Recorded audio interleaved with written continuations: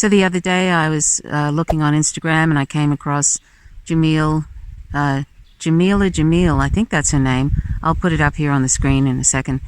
And she had this particular video on her Instagram feed, which was her taking a big bite out of a piece of cheese and sort of saying, sometimes I just feel like, eating this way, eating cheese this way. And somebody in the comment section said to her, who happened to be vegan, and there was a lot of comments, there were a lot of replies to this vegan too, which I didn't go through, but this particular vegan who replied to her said, I don't like eating animal products, particularly dairy, because dairy is, the exploitation of, the female reproductive system, and mother cows and calves, their children are taken away. So basically it's an all-round exploitation of motherhood.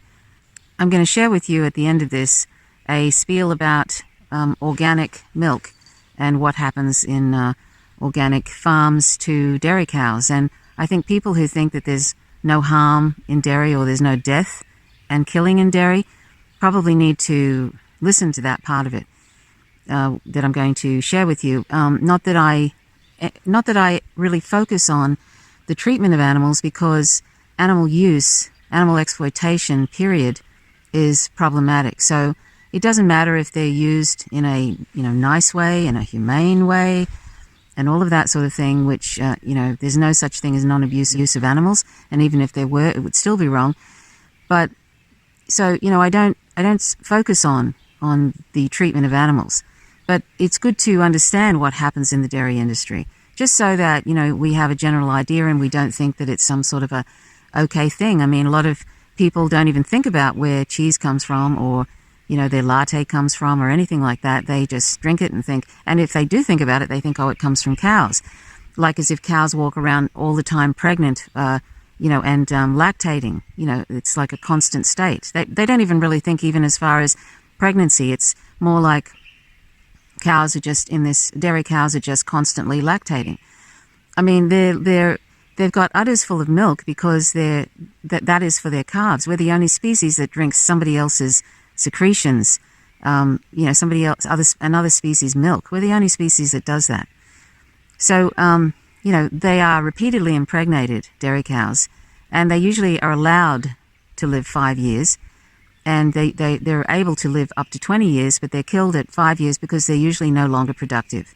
And that includes cows on these so-called organic dairy cow, the mom and pop farms, because at the end of the day, mom and pop farms, organic dairy farms, etc., are really about profits. They're about making profits, and so it's not economically sensible to keep a dairy mother, a dairy cow, who is no longer able to produce milk, who is no longer able to, who is not producing milk in the amounts that one would consider them economically feasible to continue to feed and all of that. Everybody, organic farms and these industrialized farms, and sometimes organic farms are industrialized, just like free range eggs. The free range egg farms are just big industrialized farms in big warehouses where they get to go out maybe an hour a day if they find the hole to go outside. Most of them don't get anywhere near the hole because that goes outside for an hour, because there's so many chickens in these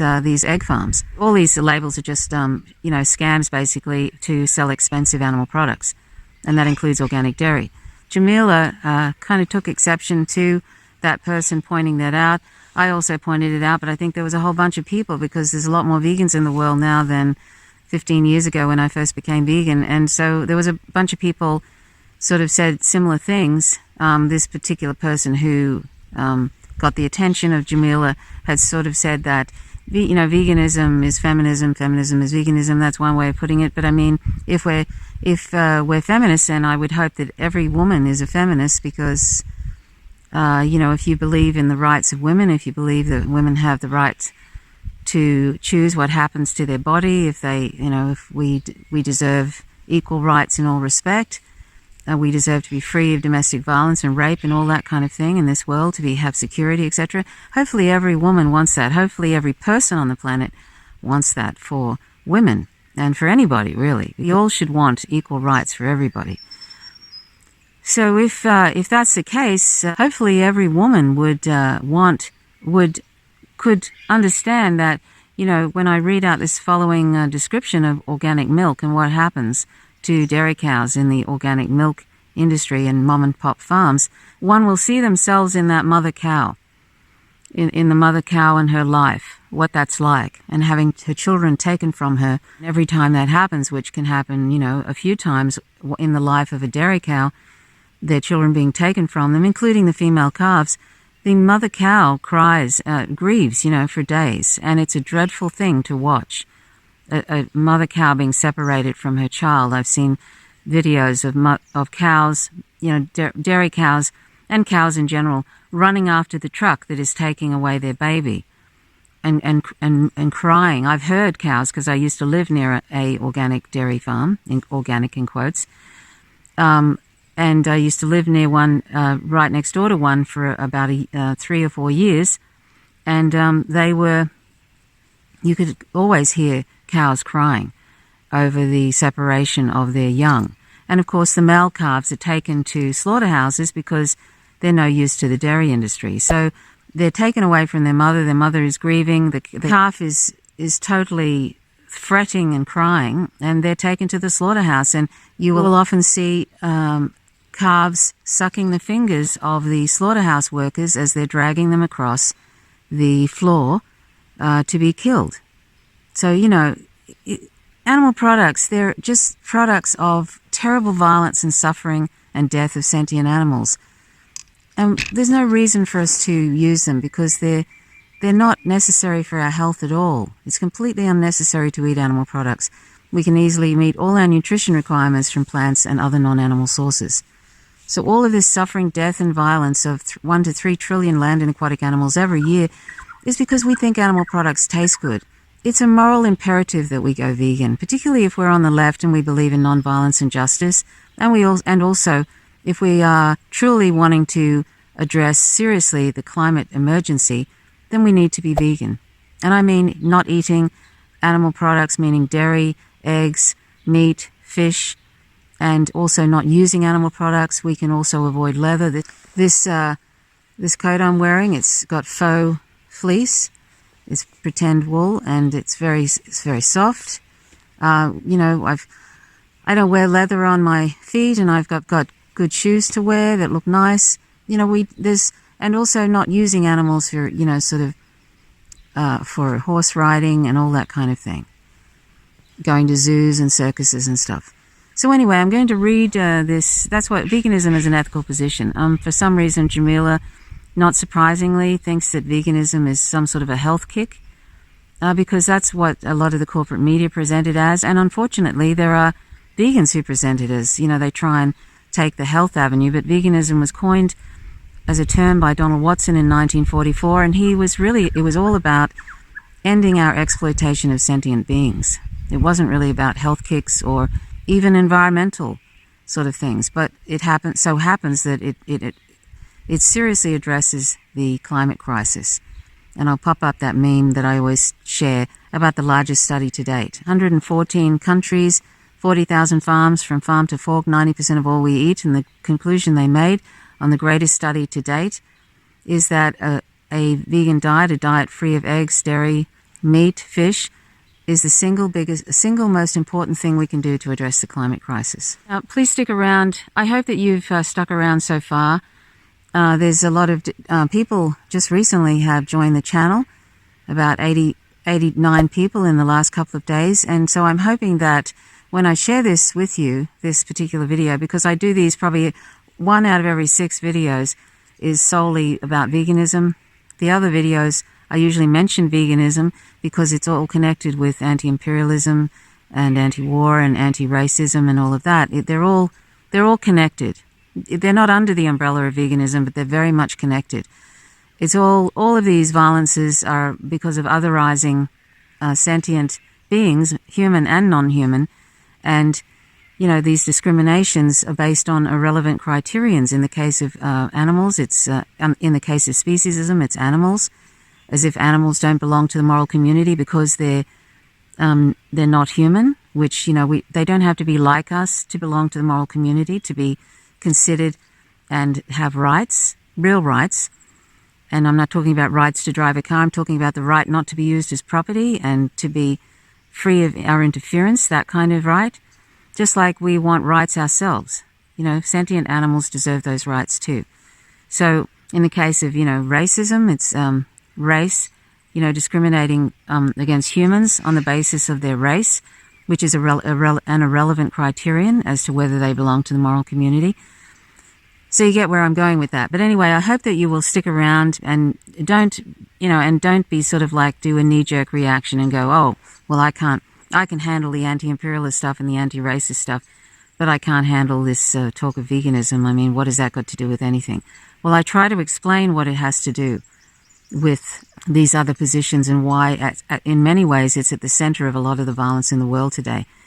If we are able to exploit very vulnerable animals for completely trivial reasons of mostly palate pleasure, and when we don't need to, and we can commit just abhorrent and horrific, barbaric acts of violence on them, which is what animal exploitation is, on these sentient animals, the only crime, in quotes, is that they were born in other species on this planet. If we can do that to the most vulnerable group on the planet, then we can do that to a lot of to any other group that happen to be human.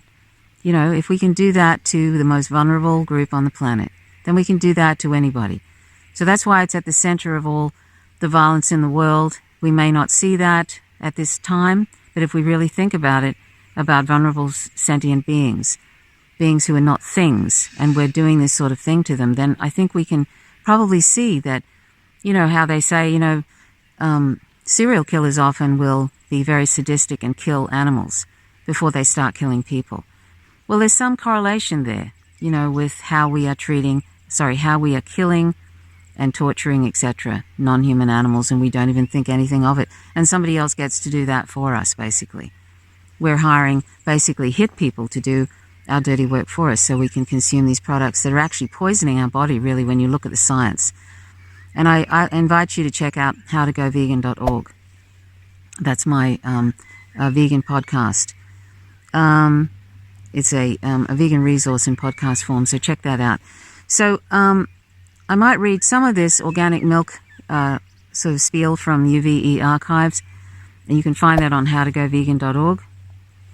And it goes, like humans and all mammals, cows need to be impregnated to produce milk. Quote, organic, end quote, cows are therefore repeatedly impregnated, often on a device called a, quote, rape rack, end quote, where they are inseminated either artificially or by a bull.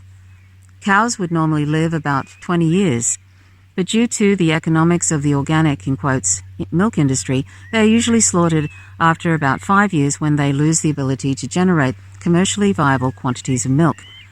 During this short 5-year life, they are pregnant about 9 months out of every 18 to 24 months and give birth to a calf 2 or 3 times. Some of the female calves will end up as dairy cows to eventually replace their mothers and grandmothers.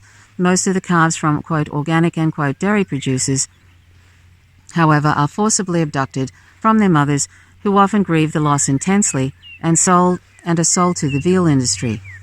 Although some, quote, organic, end quote, dairy cows are permitted to graze outside during part of the year, many, quote, organic, end quote, dairy cows never see the light of day until they are transported to slaughter. Just as with, quote, free-range, end quote, layer hens, organic dairy cows and their calves are transported and slaughtered in the same manner as any cow or steer.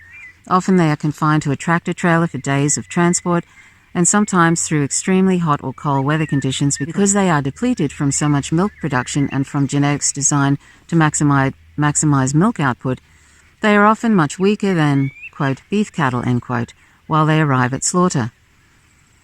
Indeed, most of the, quote, downers, cows too sick to walk, are dairy cows, including dairy cows from, quote, organic, end quote, dairies. When they arrive at slaughter, downers are often cruelly prodded with electric prods and or bulldozed into slaughter, as was displayed earlier in the year on national television in an undercover film. This was written 12 years ago. Actual slaughter can be an unimaginably horrific and terrifying experience, although the cows and steer are supposed to be, quote, stunned, end quote, with a captive bolt gunshot to the skull. This can be difficult for workers to achieve, especially with the rapid pace at which the animals are moved on the line. This can result in the animals being fully awake when they are shackled, hoisted upside down and cut at the throat. Because cows and steer who are not properly stunned are sometimes flailing around at the cutting section of the fast-paced line, they occasionally miss the throat cut, or the cut is not sufficient to kill them. Due to production pressure to keep the line moving, these cows and steer will often end up alive at the hide ripping machine. Commercially viable organic milk production, regardless of the label it is sold under, is extremely cruel to cows and calves and requires mass slaughter. Quote, organic, end quote, dairy cows are physically and psychologically broken by the time they reach the slaughterhouse, which can be an unimaginable horror story in itself.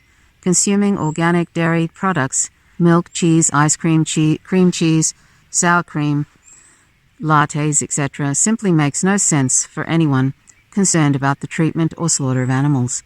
And it goes on to talk about the immorality of the institution of animal exploitation, and it also has a section about free-range eggs, in quotes, free-range, and you can imagine if that's what the organic dairy is like, then the free-range is very similar to that. Thanks for watching. Please go vegan for peace, for the climate crisis, for all sentient animals who love life just like we do and do not want to die.